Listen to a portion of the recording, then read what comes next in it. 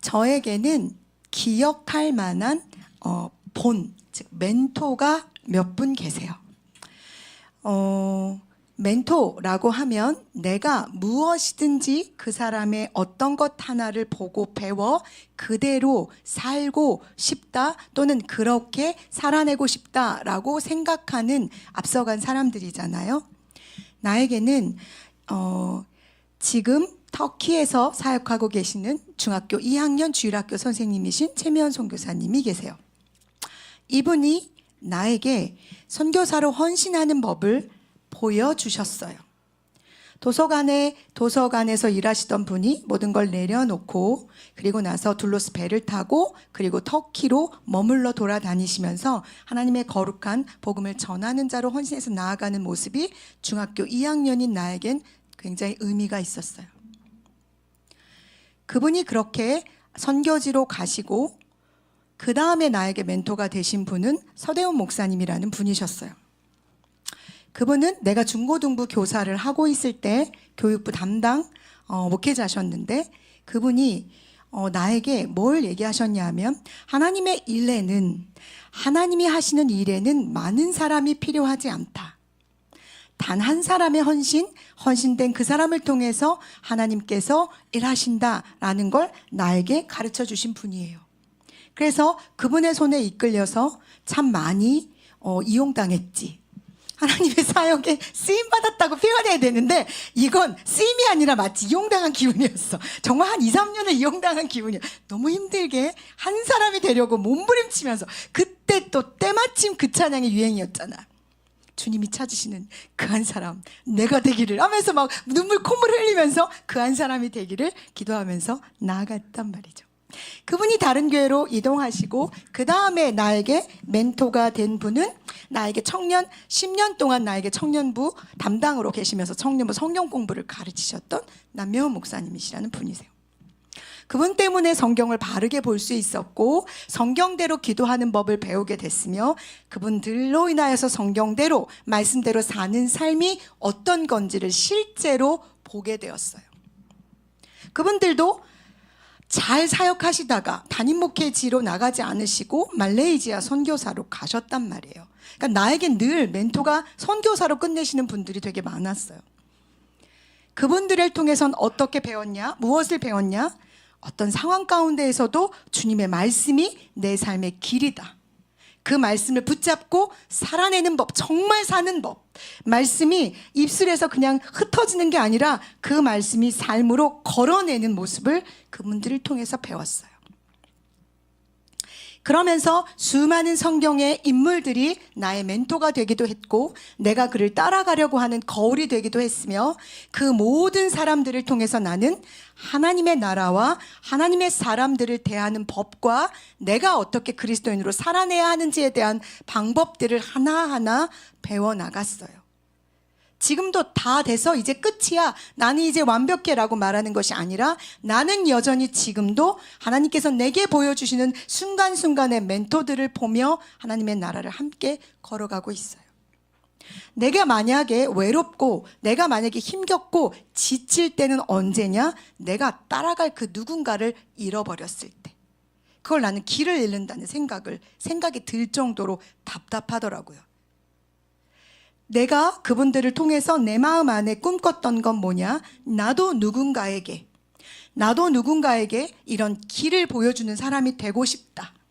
나도 누군가에게 당신으로 인해서 내가 하나님의 나라와 하나님의 사랑과 하나님의 비전을 꿈꿔요 라는 소리를 들었으면 좋겠다가 지금까지 내가 하나님 앞에 서는 목적, 이유예요. 아마 이건 내가 천국에 가는 날까지, 눈을 감는 그 순간까지 꿈꾸는 비전일 거예요.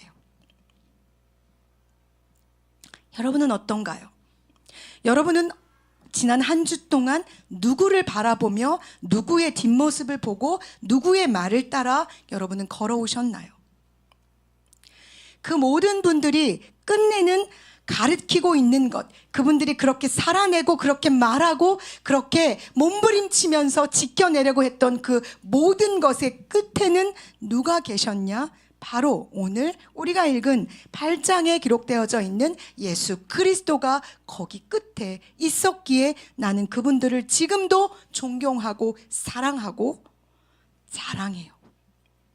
만약에 그분들이 그분들의 삶의 끝에 자기를 드러냈거나 자기를 높였거나 자기의 이름이 나타나지기를 바랬다면 나는 여과 없이 그들을 버렸을 거고, 여지없이 그분들과 손절하는 용기를 낼 수밖에 없었을 거예요. 왜냐하면 여러분, 이 땅에 어떤 인간도 우리의 완벽한 본이 될 수 있는 사람은 없기 때문에 그래요. 그러니 이 본은 여러분이 나이가 먹을 때마다 바뀔 거고, 여러분의 성숙도에 따라서 여러분의 본이 또 달라질 것이며, 여러분이 꿈꾸는 미래에 따라서 여러분이 모델로 삼고 있는 사람은 달라질 수 있으나, 여러분의 영의 사람, 여러분이 정말 궁극적으로 추구하고 나의 멘토, 나의 본, 나의 목표점, 저 골은 누구가 돼야 하냐? 바로 예수 그리스도, 그분이셔야 한다는 얘기를 지금 하고 있는 거예요. 여러분은 지난 한 주 동안 제가 여러분에게 묻고 싶어요. 얼마나 예수 그리스도를 따라서 걸었으며, 얼마나 예수 그리스도의 음성의 귀를 기울였으며, 얼마나 그분을 닮으려고 애를 쓰셨나요? 수많은 성경의 인물들도, 그리고 2000년이 넘는 시간 동안 수많은 그리스도인들이 따라가서 끝내는 죽음까지도 두려워하지 않으면서 닮고자 원했던 분은 누구냐? 바로 예수 그리스도, 그분이시란 사실이에요. 그래서 그 찬양도 있잖아. 내 삶의 한결이라도 그분을 닮을 수 있다면 이라는 고백이 어느 순간엔 나에게 굉장히 18번처럼 불러댔던 찬양이기도 했어요. 진심으로 여러분에게 부탁드려요. 오늘 우리가 읽은 본문 안에 모세도, 수많은 제사장들도, 예루살렘에 있는 성전도, 하나님이 주신 율법도 완벽하게 우리의 본이 되거나 우리가 따라갈 목표점, 지향점이 아니라는 사실이에요. 그것은 모두 다 누구를 드러내기 위해서 하나님이 우리에게 주신 거냐 하면 바로 예수 그리스도, 우리의 주, 그분을 드러내기 위해서 하나님께서 우리에게 주신 거예요.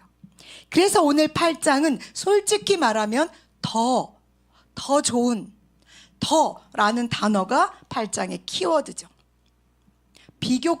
비교할 수 없는 대상, 이것과 저것을 비교할 수 없는 대상으로서 예수 그리스도를 오늘 8장은 이야기하고 있어요.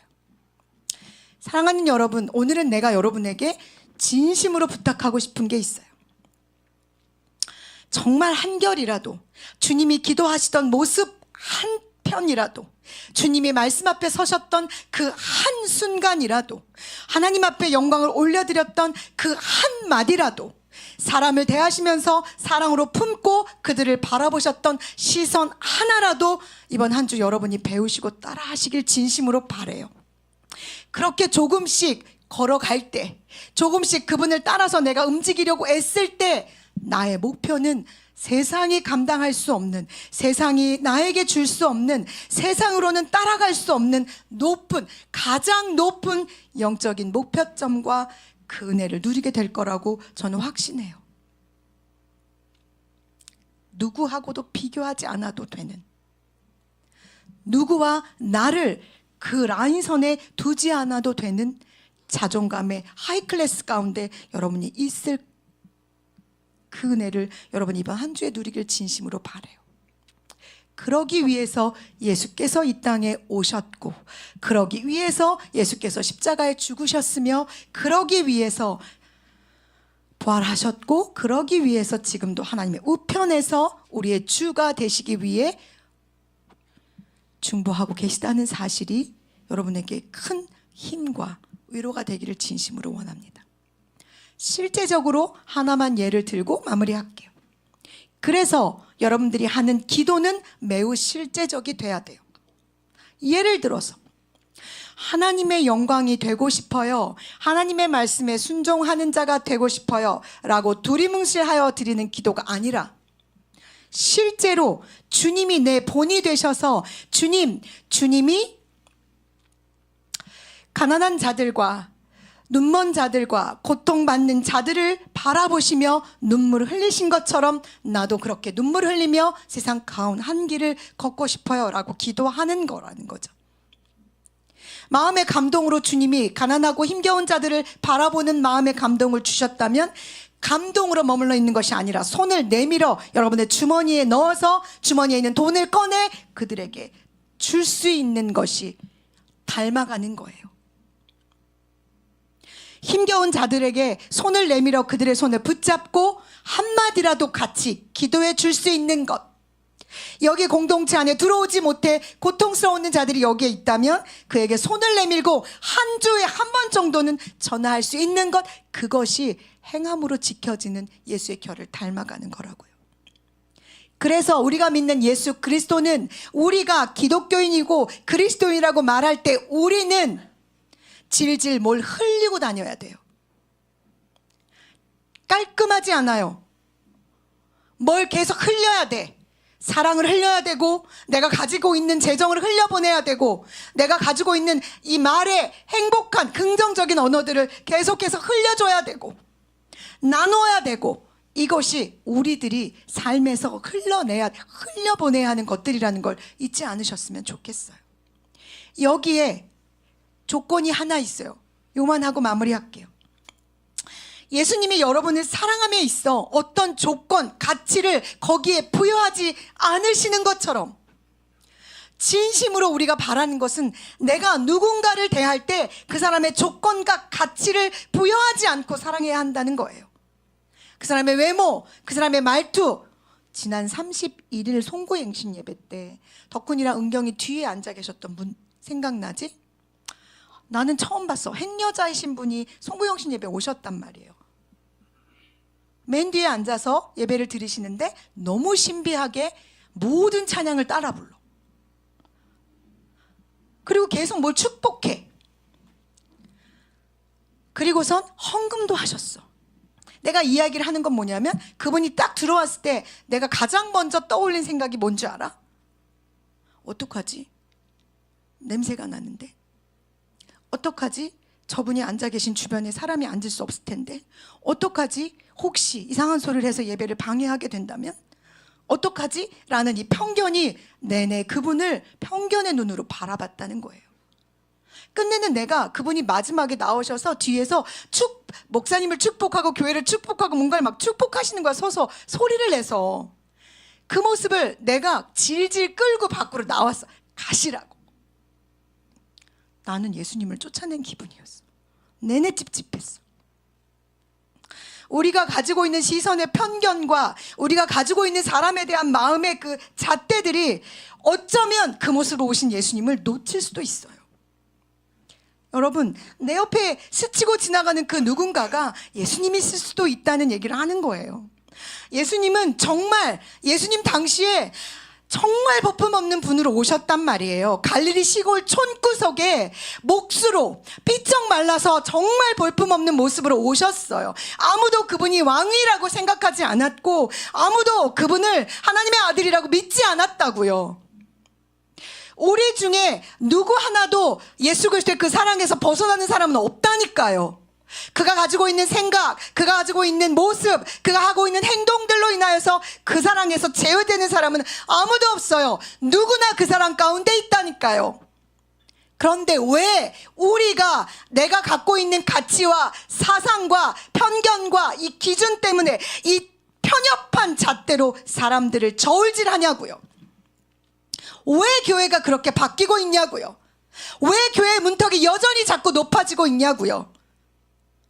여러분도 예수 그리스도의 문턱에서, 예수의 하나님의 공의와 정의에서 나도 절대 구원받을 수 없는 사람들이었단 말이에요. 그러니 사랑하는 여러분, 청년 여러분, 진심으로 여러분에게 부탁해요. 여러분이 가지고 있는 가치, 기준, 그 모든 편견들을 그리스도의 이름으로 버리셔야 돼요. 그래야 세상이 넓어 보여요. 하나님의 시선으로 세상을 볼 수 있고, 하나님의 시선으로 사람을 볼 수 있고, 하나님이 가장 아파하시는 게 뭐겠어요? 뭘까요? 하나님이 오늘 드려지는 모든 예배를 기뻐하시면서 받으시겠죠. 그러나 하나님께서 예배하지 못하는 자들에 대해서, 고통받는 자들에 대해서, 힘겨운 가운데 눈물 짓는 자들에 대해서 가만히 침묵하시겠냐고요. 그들을 아파하실 거란 말이죠. 우리 안에 그 시선이 있기를 진심으로 바라요. 이제 우리는 넉넉해졌어요. 우리 사랑하는 서강 청년부가 수가 많아졌단 말이죠. 이제 우리에게 주신 이 에너지를 밖으로 표출해도 돼요. 할 수 있어요. 할만하지요. 해야 돼요.